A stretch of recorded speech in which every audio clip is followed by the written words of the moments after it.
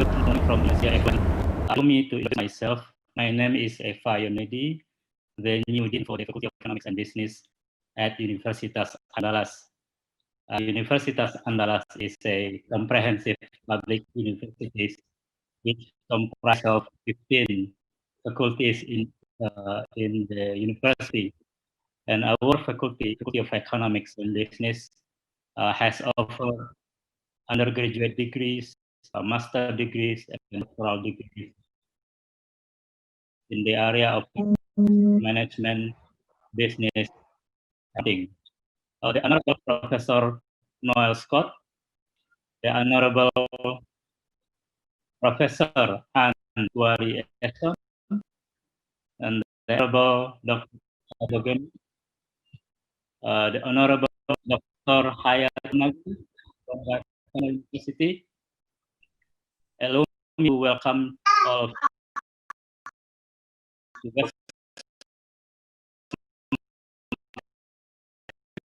you. Gigantic impact on the tourism industry due to the resulting restriction as the demand shock. The tourism industry has been massively affected by the spread of the coronavirus, as many countries have introduced travel restrictions, and in an attempt to contain the COVID-19 pandemic has very affected in Indonesia. So our faculty of Economics University wants to contribute to the recovery of the economy, while at the same time also supporting governments to educate the community to lowering the infection case of COVID-19. So this web seminar, the second seminar that we conduct in this faculty. The first seminar was about the role of financial service authority to overcome economic crisis in Indonesia. This is the second seminar that look at how we learn from other countries in recovering our tourism industry. Today, we are very grateful to have three distinguished speakers, international speakers, the leading expert in the tourism science and business. So we would like to express our sincere appreciation to the speakers, and I hope all participants from all countries in the world also enjoy this web seminar and take away and enjoyable insights from today's speaker. So I'm sure everyone cannot wait for this and to have a lesson learned from other countries, from Australia, from Japan, from Thailand, Bangkok, all over the world. So I think today's seminar is very important. That we hope we are able to get some ideas how we put recommendations to our government and how do we overcome the impact of COVID-19 pandemic on tourism sector. So without further ado, I would like to officially open this seminar, and thank you again for joining us. So this seminar is part of our commitment to the government, to be more relevant to the government and to be more recognized. So we will have another seminar in the future to present another aspect of COVID from capital market point of view, from education point of view. So thank you very much. Enjoy this seminar. Thank you again. Next session is a further session. There will be 3 sessions, so I'd like to invite all panelists. So please turn on your camera and we will be taking a snapshot.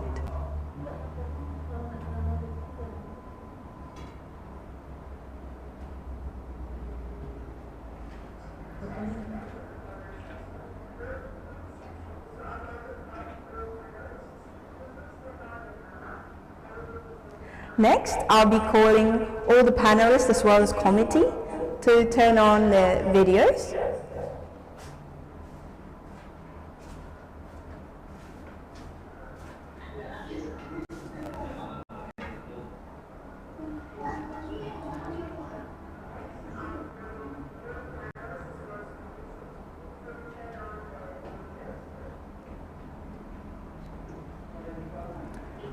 Last but not least, please to our audiences to also turn on your video so we can take a group photo all together virtually.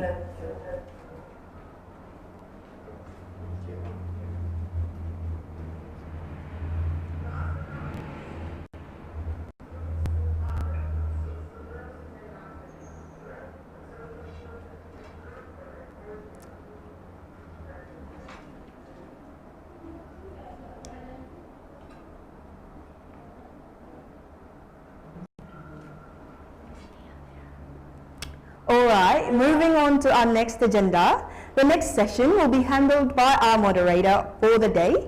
But before that, please let me introduce our Madam Moderator for the day. Ms. Indah Permata Suryani is a lecturer in Andalas University.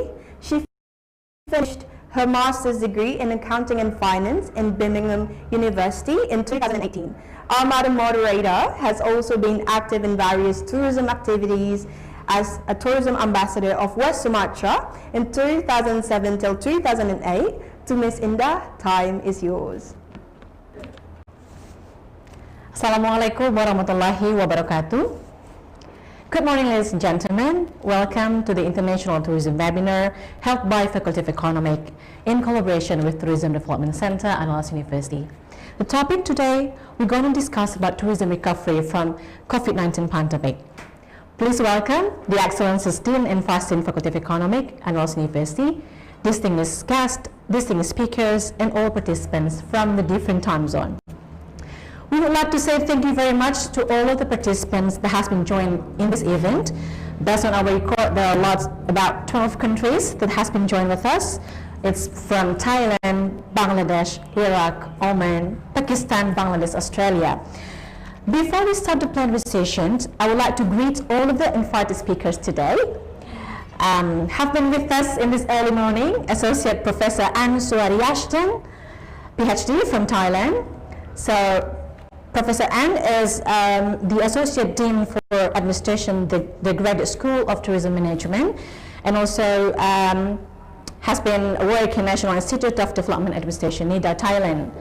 Sawadee Dr. Ann. Sawadika. Thank you.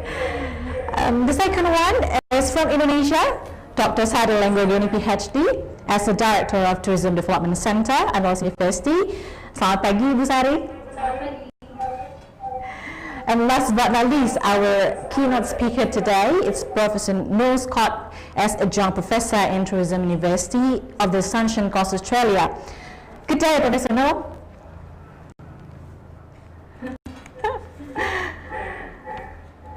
Right, I can see Prof. Noah here. Okay, good day. So we also had a special guest that has been joining with us from Japan. It's Dr. Hayato Nagai from Wakayama University. Good morning, Dr. Hayato. And also Dr. Watsida. Good morning. And Dr. Watsida from Thailand. Good morning, Dr. Watsida. And we also have Mr. Bayan from Jawi Jawi community. Selamat pagi, Pak Bayan. And Mr. Bayan going to have the interesting insight of this, and also Mr. Ian Hanifa as the head of tour and travel. Good morning, Mr. Ian. And I would like to greet all of the distinguished participants today from all over the world. As you can see on my screen, a lot of participants today. It has been joined around 500, but might be this morning already joined about 300 participants with us together. Okay, I would like to remind the agenda, the first and the rules on the webinar. Please stay unmute the microphone for all participants and turn on your camera. And don't forget, if you have any question, do it in the question and answer session. And we're going to put the several questions that will be related. Okay, my name is Indah. I will be serving you as a moderator for the next 2 hours. And distinguished speaker, ladies and gentlemen, as we know, the coronavirus pandemic is the first and foremost a humanitarian crisis that is affecting people's life and has triggered a global economic crisis. This is a very actually tangible impact to the tourism sector that will really critical to the many people, places, and also businesses. This impact particularly felt in the country's cities and region where tourism actually is an important part of the economy. Participant for the technical issue.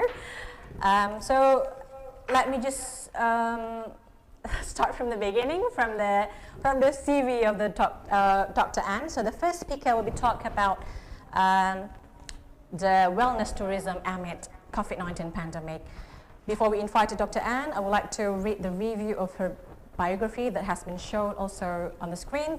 Dr. Ann has been completed a study in Master Business in International Hotel Management in the University of Queensland, and also completed PhD in the School of Tourism in the University of Queensland. And Dr. Ann also been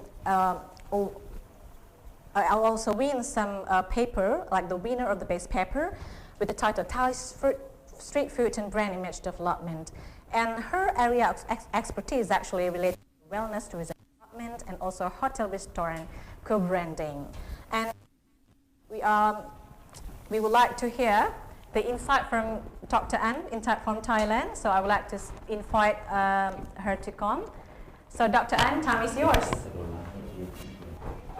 Wellness tourism. So today, may I introduce about some of my research outcome and also about the situation of wellness tourism in Thailand. As we just heard, for the outline today, I will tell a little bit Thailand. When is the tourist we're gonna start, and many people want to come here and want to go out. But what is the situation? I will be talking brief about that. And also, I will give you a little of the brief of wellness tourism and wellness definition, and then 3 case studies we have done about wellness tourism. The first one is about active aging group tourists who have 60 and above, and a long distance run during the a little bit of brief my. And after that, I will, please. And that we have just in Thailand, since we have the country been doing very well, only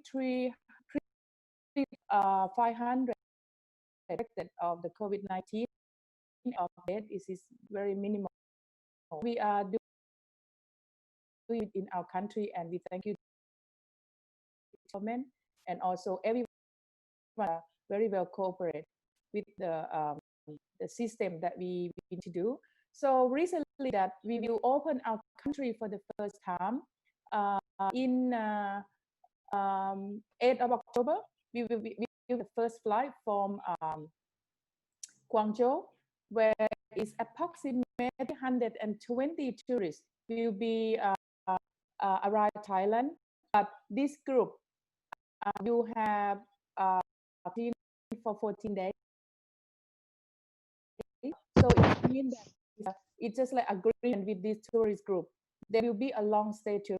So this is very, very first group of the tourists after we have the pandemic of the COVID-19. And after that, we have 7 business Chinese come from Guangzhou as well. They will come with private jet. They will be arriving at the Suvarnabhumi airport. And on 25th, we will have some more people come from Scandinavian, which is they will also the same. All of these will be a long stay tourists to come, and they will be quarantined with government provide a place for them. So they are to be quarantined for 14 days, and after that they will be around. So this is what is the latest news. The place that will be landing, they are in Phuket, and then they are in Suvarnabhumi Airport, International Airport. And what do you think about that? So let me discuss this again later. So what I want to talk about today, the first is about the wellness activities and for the 50 aging group, and about situation, what situation in Thailand about stakeholders, how they think. So basically, what is the active aging group? Active aging group now is a very popular in Thailand, and I think is the one is, because the actually they're not allowed to go out a high that they're stable. So they're a group that that I think when I talk to them, there will be the next slide is the one. Next one. Next slide. Next slide. Next slide. Okay, I come back to that. Okay, next slide, please. Right. Next one. Next one. Okay, great. Actually, the aging group, and I think it's the people who have 80 and above, and these people are more concerned about their health. And in Thailand now become quite popular. I think one of the major tourist group in Thailand, where they want to go out but they can't, and then they have to go to traveling around. Since Thailand start to open the destination for tourists, so this group are willing to go, anywhere. They're willing to spend money because they spend less than they go overseas. In the past, this group, they will go out from the country. They don't stay in Thailand. So the wellness in Thailand are now, I mean, not only Thailand, I guess around the world, it become more demand. And I will tell more result in later of my study. Next slide, please. So that the participant of my study, I collect data by in-depth interview of the people, both Thai and foreign. It's approximately 40 of the participants that we have in that interview, and also we have over 300 of the quantitative approach with the sample. So next slide, please. Basically, when we ask them, about the they like to do. They're walking, photo taking, or they are doing food and eat, and also they like to do some dancing, and now also like to do the activities where they call like long distance running, or they go to do cycling. So at least almost every activity that they like to explore, but actually they're really related to the health and well-being. So talking about, next slide, please. The motivation to the wellness activities, and they like to do activity as normal, but they are willing to do more. So when we talk to them, they feel that the world happening like that, they need to come back to look after their health. So basically, the activities for wellness, the COVID-19 actually do the good thing for a lot of people, especially the adults and the mature people. They come back to look after themselves more than ever. So this is a very good point within our hotel stakeholders and the hotel industry, starting to think about a program that can provide for this group. The result of that, so basically we are they like to be not want to be in the major tourist destination, because they think that maybe they're unsafe, but they like to go to local. They like to join with the local restaurant. They like to join with the place where they have a lot of this distant from the tourists. And usually the thing that they like to have is, like for local wisdom. One of the activities that they like to join is as a spa. Also, they like to be with the local, they like to be like physical health and socialize, something like that. So the result that I found about the strong point of develop resources for the wellness tourists. For example, because Thailand, we have the more unique. Can you move slide, please? Next one. And next one. Next one. Yeah, please. Thanks. This is what we found, that the active aging group, that they like the most unique Thai massage and the spa, use product, and friendly of the staff in Thailand, Thai culture services, and attention and care, professional and knowledge, and staff must have the certificate and the cleanliness of the place, health care, especially now in Thailand, where we have COVID-19. So when I asked this group, that they hesitate to go, but they still want to go out and to explore the things, but they still stick in their mind. So my suggestion, I think, that how can we make them feel comfortable, so next slide, please. The expectation the high expectation from the aging group and 50 and above. So they said that for the hospitality industry, spa and restaurant, need to group the places just as a service and social distancing. That like a hotel restaurant now, they provide gel and alcohol. As you go anywhere in Thailand, even though in the shopping center and the market, you will have someone sitting in front of the shopping store, and then they put a sticker on. It means you pass quarantine. The two things you have to do is just check the temperature, and then you wash your hand. So this is become a new normal in Thailand. Everywhere that we have to do that. But for the tourist group, they said that, my participants said that they want to travel around Thailand in their mind, 80%, but still 20% that they feel that they may be unsafe.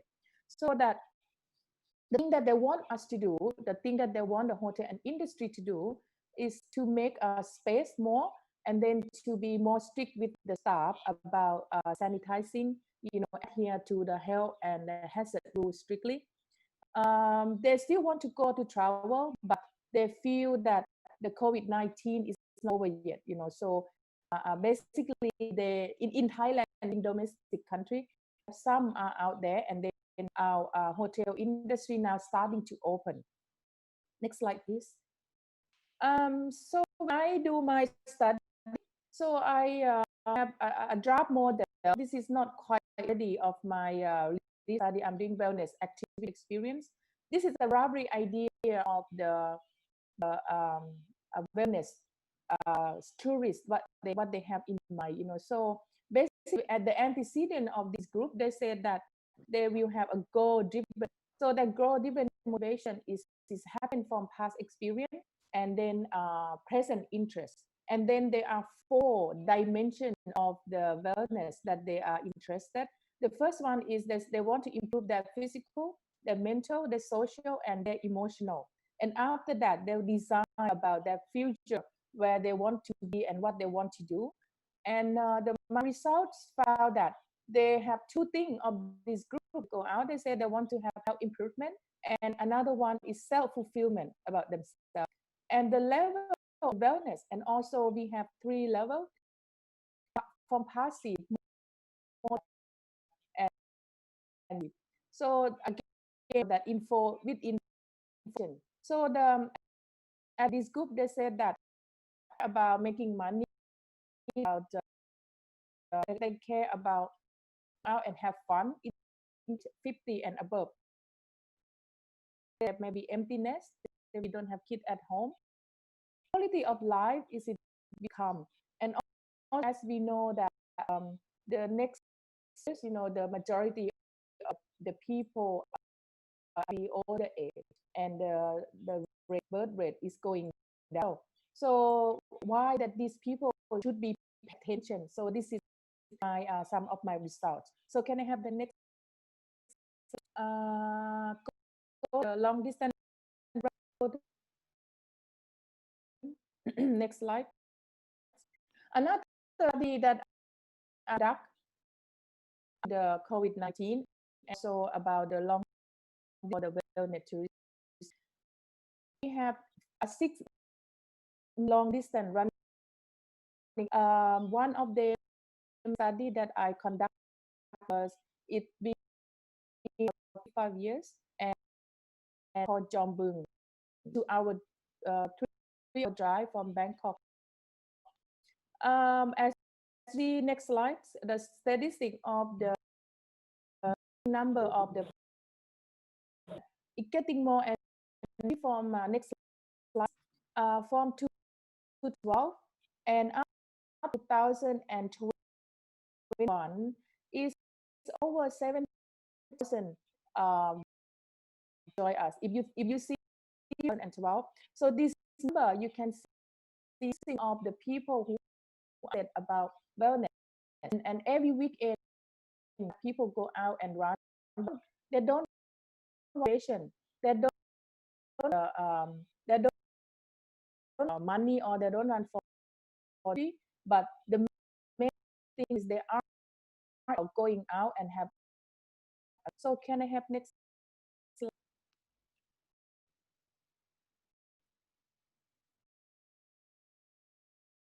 slides? So my project, that next slide, that I conduct that it's for the I got from the government to do this project. Picture on the left that I'm talking about the former of the tourism and ministry in Thailand. He is a director project. So we went to I just told you before our case study. The government are patient to this wellness tourism project. They want to develop for a better, like a quality, you know. So actually, my report have already finished, and now it's in maybe in the office or somewhere. Hope get in action somehow. And this is some of the participants that I have interviewed for the. Basically, these people organize the event, and then they have some of the to come up. You know, we have COVID-19.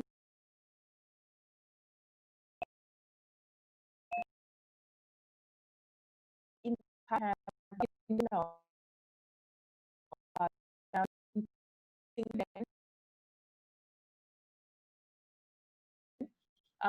we into so the good thing is that Thailand is become aware more about health, and then the tour operator now starting to concern about the package program since we don't have the international tourists.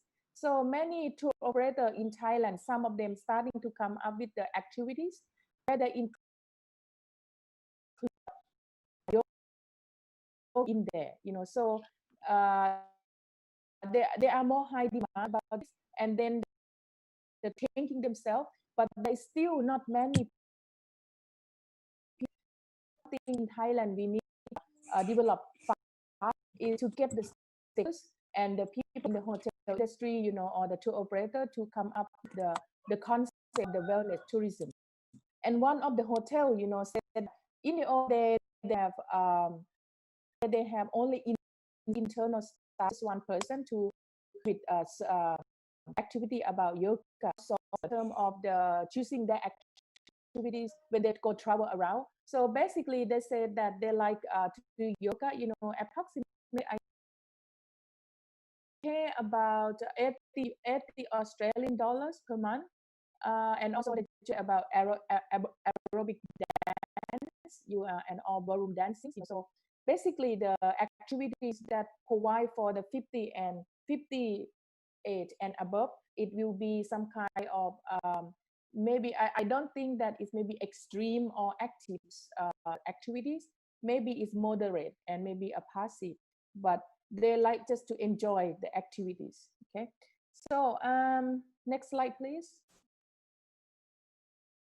I think I almost come to the end about my my talk.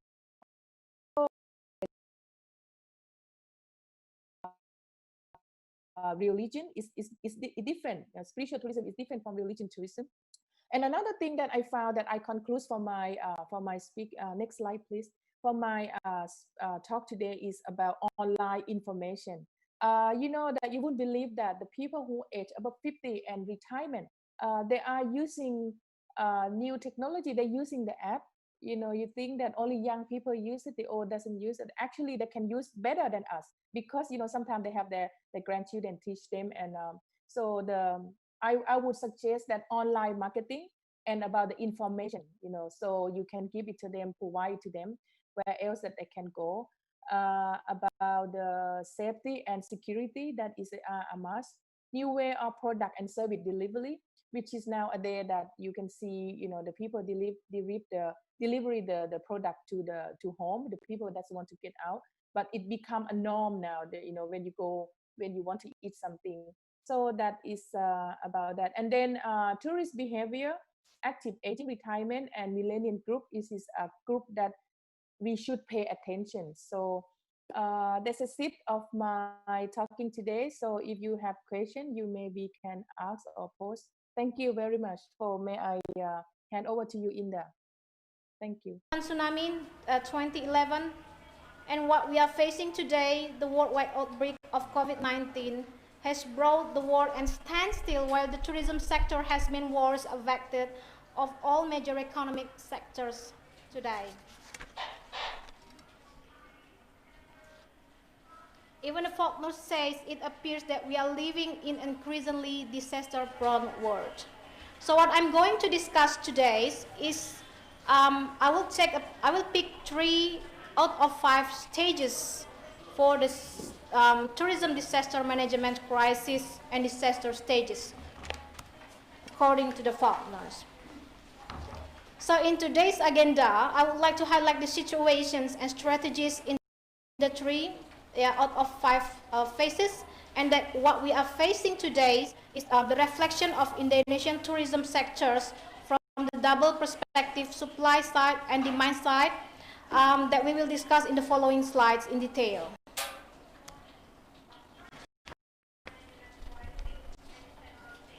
All right. So the record of COVID-19 pandemic sector milestone from global to local show a detailed development as follows. It firstly found first case in Wuhan, and we also remember a lot of sensationalist news in November 19th, where the global infodemic appeared and tourist fears escalated at the moment. And the first case from Indonesia announced in March 2nd, and then we start to experience a downturn in tourism intention, especially in the aviation sectors. And then international travel restrictions from the central government has been released in 23rd of March in 2020. And at the times, 4 provinces in Indonesia released the lockdown or semi-lockdowns, where it has a turbulent effect on the tourism industry.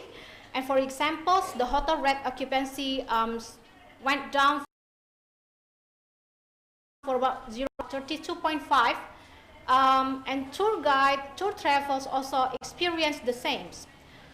So when the governments released the lockdown and make the interventions for the lockdowns, and the tourism industry worked with the surveillance system, health system, using tracking, testing, and tracing through the tourism workers in the hotel industry. So at the times, we conducted and we run the tourism's activities due to the cash controls, and we had, the West Sumatra has the lowest positivity rates. And when it comes to the transitions from this lockdown to the new normal phase, where activities can be run to improve and boost the economic, and then the hotel rate occupancies rocketed to 30 to 80%. And then what has happened?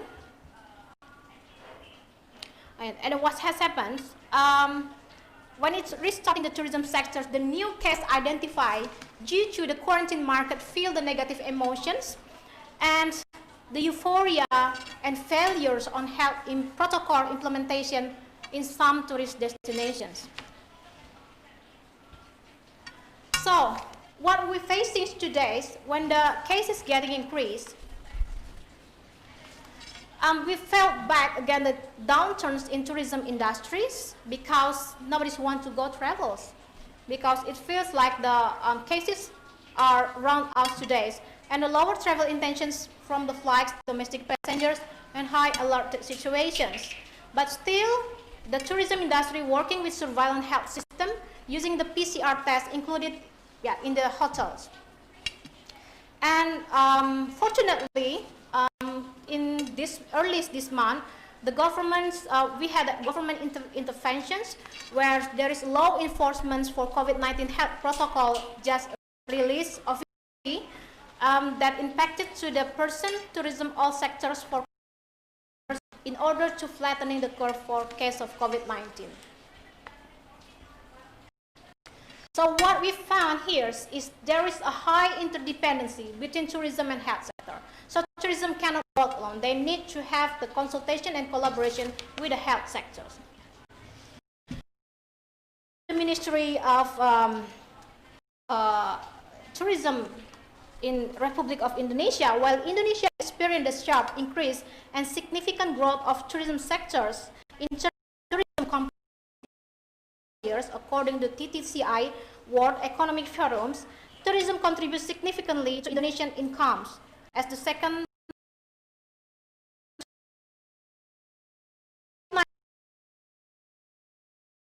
$16.1 million to $3.1 million according to the Ministry of Tourism report up to July 2020. So here is in the big pictures, the tourism sectors experience worse impact amongst other sectors for about 5.85 billion US dollars, or 500 million monthly, and also by for hotels and restaurants as a tourism industry for about almost 5,000 million US dollar in revenues, where 2,000 hotels and 800 restaurants closed. And also it also impacted to the tours operators and aviation with estimation 10,000 millions US in revenues. And unfortunately, almost 7,000 tours operators has disclosures, and almost 95% of workers has unpaid leave. So this is very sad of the conditions tourism industry in Indonesia. It is therefore, I would like to say, the crisis and disaster in a developing country cannot be generalized across other countries, because we face the complex and the multiple issues, also the impacts through the, for example, health system and trained medical worker.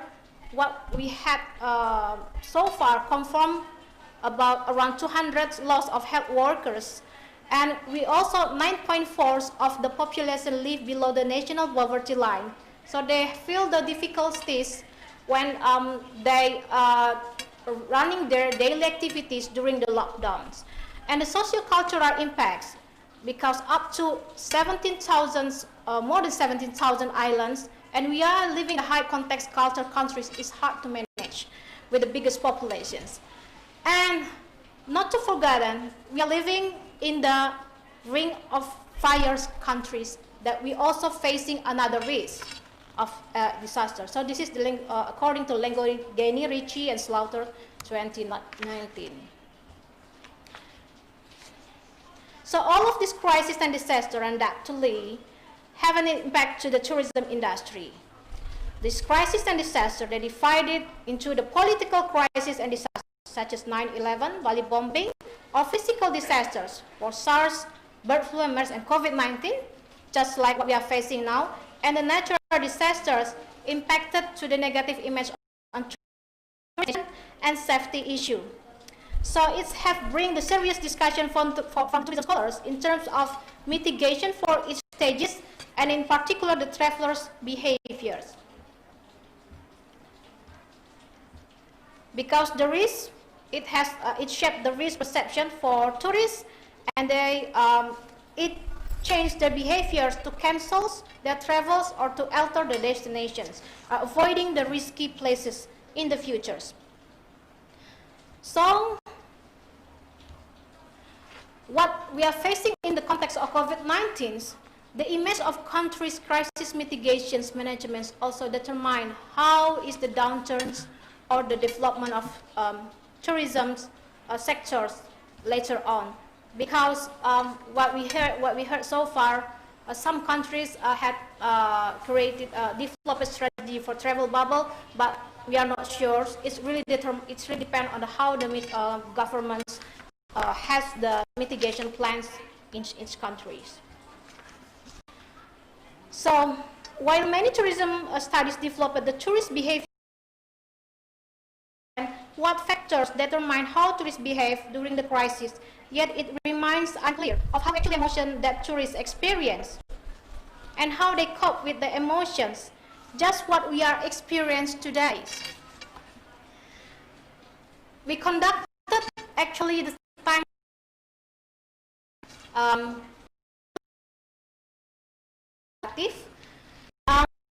from the January to October 20.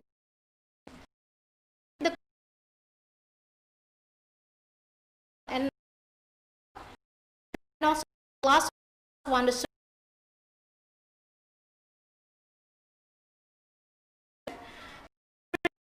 179 cities in Indonesia to see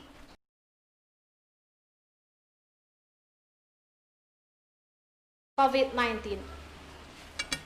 So this is the part of the respondent profiles.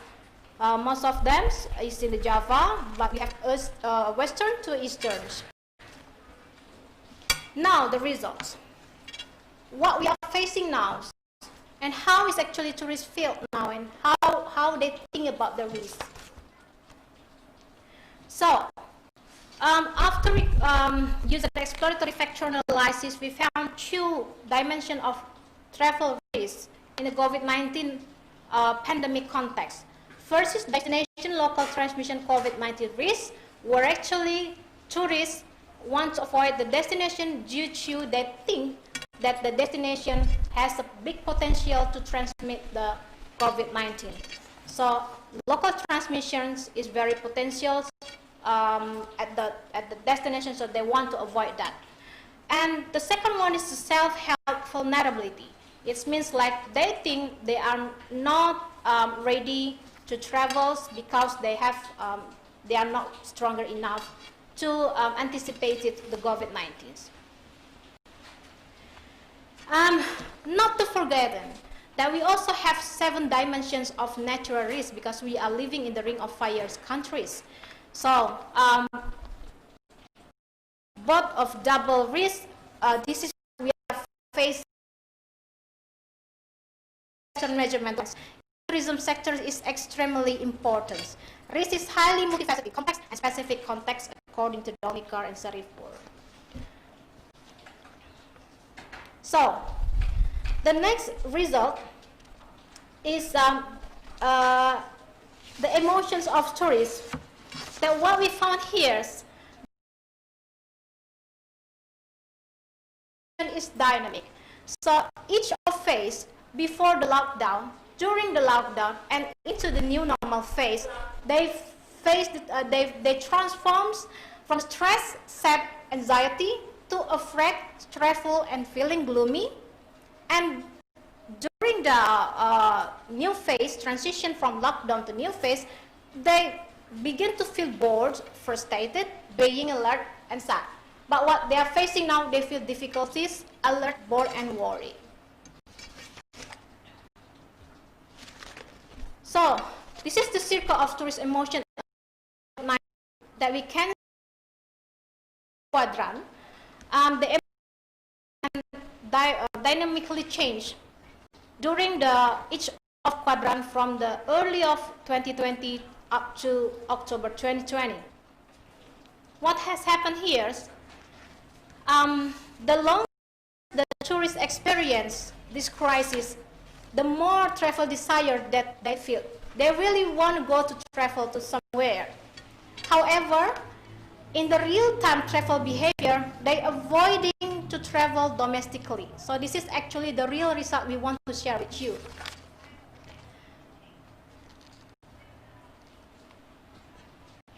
So,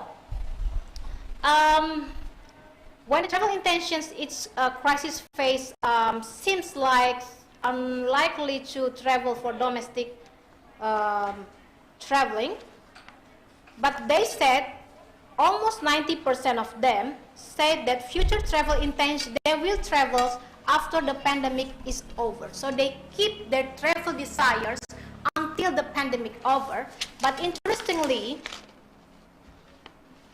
majority of them said the pandemic will not be over until 20, or they don't know, they have no idea when the pandemic will be over. So they feel the high uncertainty for the futures, how the future's tourism will be. The questions is actually during this stage, how they cope with the quarantine travel desires. So the next results, we found that they have places to avoid, which is indoor, unfortunately, and sorry to say that they thought the airport is one of the places that they would like to avoid, since they thought it has the high probability to be infected during the linkage from the airport, around the airport. However, they prefer to traveling in the outdoor mindfulness, like healing, forestry, to release their stress close to the natures. And also they conducted virtual interactive tour and coping mechanism such as nostalgic humor content.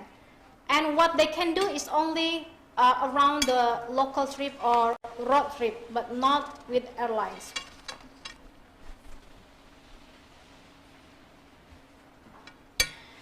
So here is one of the findings of our structural equation modeling for tourists and coping mechanism encountering risk and emotion. To what extent the nostalgia feeling stimulated their future travel behavior and how they cope with their pandemic situations. Our research shows that their risk actually shaped their emotion positively, and emotion positively associated from the nostalgia feeling, just like what we have experienced now. Nostalgia positively influenced the future post-pandemic travel intentions. So this is what they found. We identified that they conducted activities like looking back, the pictures, the best memory of their travels experience in the past travel experience, and also they posted sometimes, or they talk, they make a storytelling, and they feel like having a nostalgic feeling. So for example, how they quarantine their travel desires, I will show you this video. Dengaran suaranya? Can you hear the sound?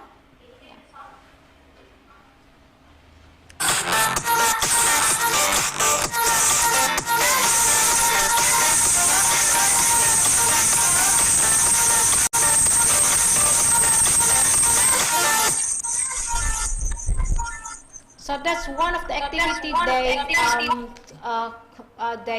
they implemented during the difficult time.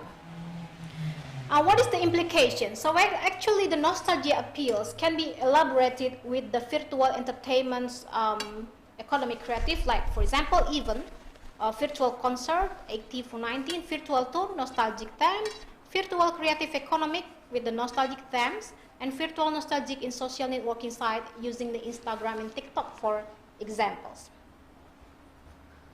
So the next recommendations, I think now remember this is actually knows villa in the Binabura. Of course, actually this is what I experienced now. Really want to visit Binabura in Queensland and love to see the natures and how the tourists actually coping with their stress or their negative emotions.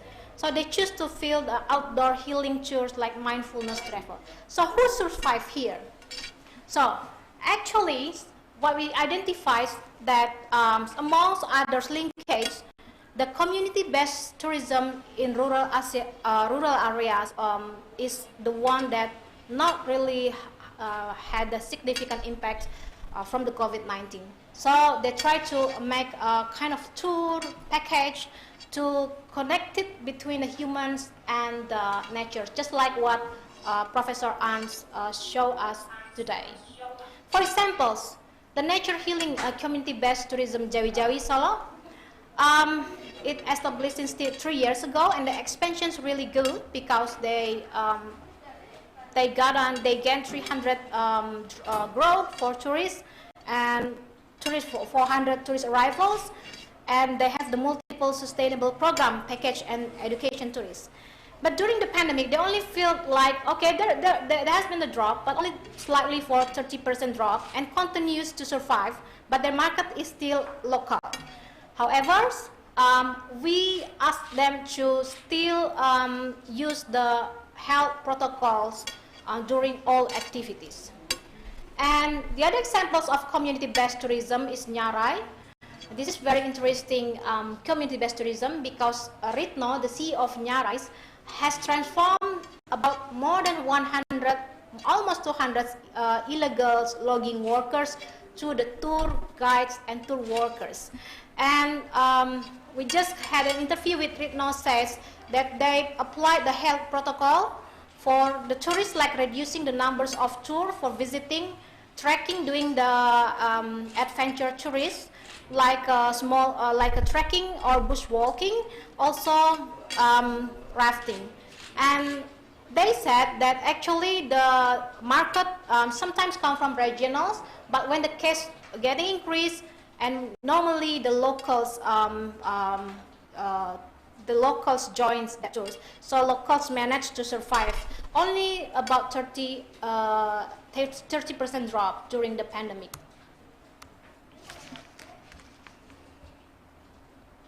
So what about the medium and big scale tourism industry? So we still continue to recommend the intervention with surveillance system, like health system, labors, tracking, tracing, testing, and PCR swab tests periodically for tourists and for tourism workers. And also it will be enhanced by government policy on health protocols. So this is actually the same.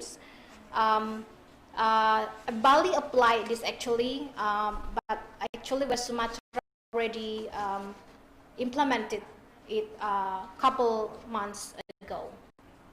So the market for the hotels is still the business market, which is government using the convention meeting room and other things. And we still focus on the locals. So here's the examples. The hotel industry just have the PCR test swab for all of the workers to give the tourist assurance, and also the tourists from Australia, the servers, also get the surveillance systems, and we also have an additional like law enforcement that will be implemented this year, this month, and this is West Sumatra is the first amongst others province that firstly implemented the health protocol COVID for all sectors. So we come up with the 4 scenarios for this presentation. So pre-events, prodromal phase, new normal, emergency phase around 2020, new normal phase, intermediate phase in 2021, and we don't know when is certified World Health Organization vaccines distributed. I would like to highlight certified vaccines distributed, and for the long-term recovery, which is still unknown. So what we think so far, the local is still our market until we make sure that everything's okay. So community-based tourism development is need to be managed, and we still use the surveillance system in tourism linkage. And the business market for the big scale industry, also virtual tourists, just like what we are conducting right now, doing the virtual conference, and also the digital market introduction. And in the third quadrant, local leisure, and we probably, if the case is getting down, so we can restarted the tourism with the regional and domestically, virtual, and domestic tourists, with the best health protocol and tourism industry choice. And the fourth one, travel bubble, just like what the tourism scholars now discuss, for international markets can be started once everything's ensure in the right track, and the nostalgia can be used as one of the marketing communications and others program. So we come to the conclusion. First, the tourism industry is extremely susceptible to crisis and disaster, and long-term strategic planning mitigation is highly needed for us. It is important to manage collaboration for the mitigation plans between health sectors and tourism industry. I would like to say that tourism industry cannot walk alone. They need to have the collaborations with the health sectors, particularly for surveillance-based tourism. Tourist behaviors determines the turbulence in tourism sectors. It is highly recommended to have a better understanding about the tourist behavior models in the context of crisis for all stages. Yet their effective behavior is dynamic changes over the stage, so not static. And treatment of tourism recovery is less likely to be generalized across different countries. So I would like to quote,